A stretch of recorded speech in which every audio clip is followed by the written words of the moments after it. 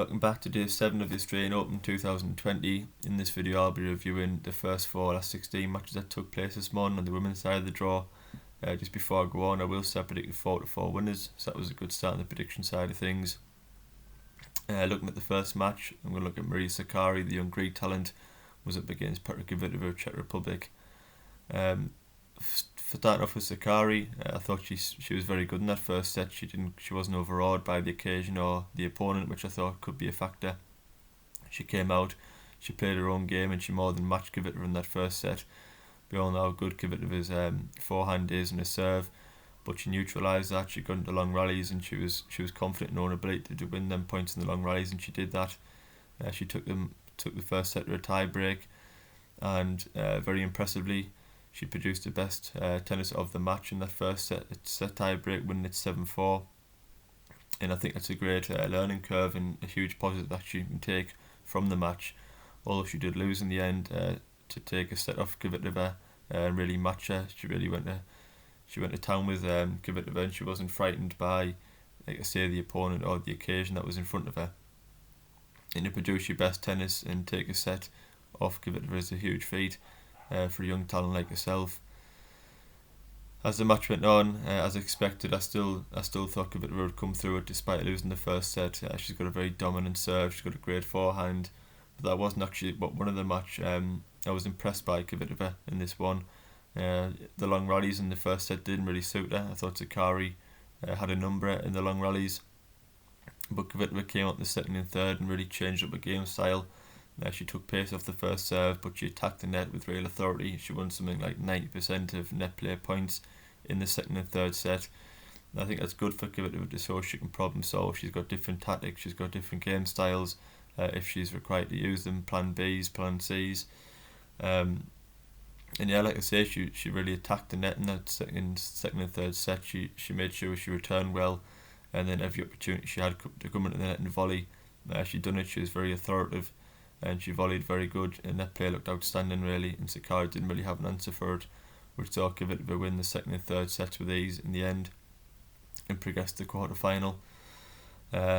Next match we'll look at is the two USA superstars were up against each other. Coco Gauff against Sofia Kenin.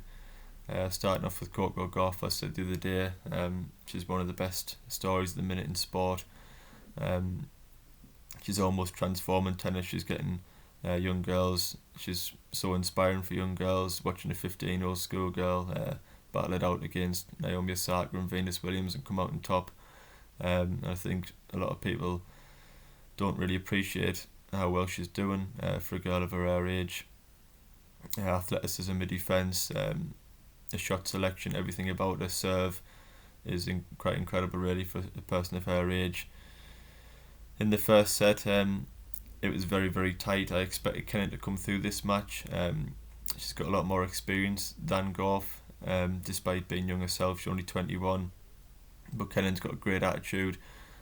Unlike Osaka, I saw Osaka struggled facing Gauff the other day. I don't know whether it's because she's 15. She felt strange playing a girl so young.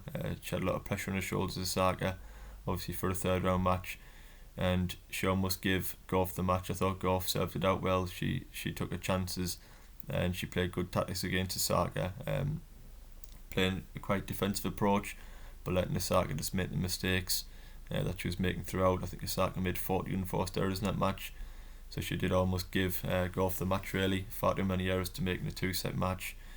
But Sofia Kenin was never going to do that really. She's got an outstanding attitude. She's not fazed by the occasion or the opponent, and despite losing that first set, she still trusted in her A game. She went toe to toe with Gauff, took her on at her own game, and she really stole authority. Without sounding too harsh, I was quite disappointed and surprised by Gauff in the second and third set. I thought she had real success against Osaka with the defensive play. As I say, she's got great athleticism. She's very quick around the court. She gets balls back in the court, and that was what led to her win against Osaka. But I thought Gauff, rather than counter-punching, I think she's a very good counter-puncher. When people attack her, she's good at the passing shots, pushing the players back deep in the court. But it seemed like she almost got too confident. She tried to really take authority that match. She tried to hit too many winners. That's not her game, I don't feel. She has got a lot of power, but she dragged a lot of them forehands and backhands that she was looking to hit winners with wide, and she made too many unforced errors. Really, I thought Kenin's tactics in them second and third sets were a lot better than Goff's. She made more first serves than Coco Gauff. Gauff really struggled with serve in them second and third sets, and Kenin picked up on that. She got the ball back in play, and she was constantly putting Gauff under pressure, which she struggled with. By the third set, I don't know whether Gauff got slightly tired, but the footwork wasn't great at all. As I say, serve was really struggling, and Gauff closed out the match with a 6-love victory in that third set. And all fair play to Kenin. I think she's outstanding young talent. She often goes under the radar. Not many people talk about Kenin as a future Grand Slam winner, but I think her attitude for her age is very, very good. She's very good mentally. If she goes a set down, she doesn't let that get her down. She comes back fighting, and she often overturns the match. Up against Kvitova in the next round. No, she's not. Sorry, she's up against Kenin Jabeur of Tunisia. Next match I'm going to review was Jabeur against Qian Wang, the Chinese player who beat Serena Williams in the third round. I mentioned this last night in my preview. I expected Jabeur to win this match, and there's not many players I would actually bet against Jabeur, especially on these courts playing slow. I think Jabeur is an outstanding talent. Not many people know how good Jabeur is, I don't feel. Not just his serve is very strong, perhaps a little inconsistent, but she's got every shot in the book, and I think backhand slice could play a huge part in her continuing run in this tournament. She's very good at changing the pace, not allowing her opponent to settle into a rhythm. It's very struggle to time the ball against her, but she does have a huge amount of power. She's only small, but she generates huge power on both wings, and I think that allows her to punish her opponents when they're playing the short balls, as I thought Qian Wang did last night. Wang just didn't seem to have the power really to match with Jabeur's, and Jabeur took control of that match, particularly in the second set. The first set was always going to be important in that one, and Jabeur produced some outstanding tennis in that first set tiebreak to take it 7-4. After that, I just thought Jabeur would get stronger. She times the ball fantastically well on hard courts, and as I say, she just got so much power that it's very difficult to neutralise that. Wang could barely return the ball in that second set, and Jabeur made a lot of first serves. She's a very good returner of serve, and she's just got that many switch-ups that it's so hard to settle against her and get into a rhythm. Fair play to Wang. She had a great tournament. Obviously defeated Serena Williams, which would give her a lot of confidence moving on in the season, but I thought Jabeur fully deserved that win last night, and she goes on to face Sofia Kenin. That's going to be an outstanding match, really. I think Kenin, attitude-wise, is going to be very, very tough to beat for anybody, but Jabeur's just such a powerful, such an unorthodox, entertaining player to watch, and that's going to be very, very difficult for me to choose between them two players that I very much like watching at the minute. Great players to watch, but I also like the mentality of both players, and they both got great games, so I'm looking forward to that quarter-final. It'll be an outstanding match. Lastly, moving on to Ashley Barty, the home favourite. As I did the day, I wanted to see how she dealt with the pressure of probably becoming the clear favourite for the tournament now, after the exit of Osaka and Williams. Obviously, she's never won the Australian Open. I don't think she's ever had support like this before. She came to the tournament ranked number 1, and when people see that, they automatically jump on the bandwagon, really get behind it. She's had massive support this week in Australia. I think she's handling it well, and I almost think it's helping her. I think the game's developed brilliantly over the last 18 months.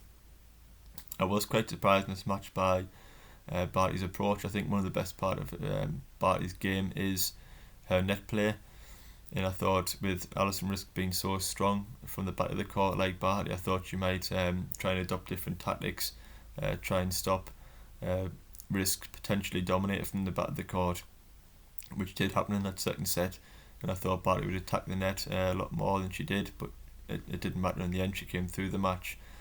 As for Alison Risk, she's another player who's been very good over the last 18 months. She's really developed the game, transformed his serve. She obviously beat Barty Wimbledon last year, so Barty has gained revenge on that one. In the first set, I thought Barty settled better of the two players. She served well. As we know, ground strokes are very, very solid, very powerful. and she settled into the match a lot better. She had that home support, which I think really energised her, really transformed her levels in that first set. Before Risk hit back, it wasn't any surprise to me. I said the match could go 3 sets, and Alison Risk soon found a serve, soon found a forehand, and Barty made a few too many errors in that second set, and it was a 50-50 then, genuine 50-50 after the form of Risk over the past 18 months. Winning that second set like she did, I did wonder whether Barty would come through, but Barty, in fairness, it was toe-to-toe all the way, and she broke Risk right at the end of that third set, winning it 6-4. It was a good performance from Barty. It wasn't her best performance, but she done what she had to do. She's in the hat for the quarter final, and she'll be up against Kvitova, and that's going to be match of the tournament so far, I would imagine. On the women's side of the draw, it's an absolute toss-up, really. I mean, Kvitova does have the experience. She's been 12 quarterfinals of Grand Slams, winning 2 titles. Barty's obviously won 1 title of her own, so they're both very experienced. They've both got a lot of crowd support. Obviously Barty will be the favourite with the crowd, but Kvitova, she's gained a lot of respect over the years with her quality of tennis. And yeah, they both got huge serves, they both got big forehands, they're both very attacking, aggressive players, solid defensively. And with that match, it's just going to be basically who serves better, who can take the break point chances, who wins the tie breaks if they were to go to tie breaks, who hits the ball cleaner, who starts the match the best. They're all questions really that will only be answered on the day, but it will be an outstanding quarter final at one, and I'm fully looking forward to it. So that's it for reviewing the first round of last 16 matches in the women's side of the draw. I will be bringing out a video later on today previewing the last round of last 16 matches on the men's and women's side of the draw, so check out them ones too. Thanks for watching, and please like and subscribe and enjoy the rest of the tournament. Thanks.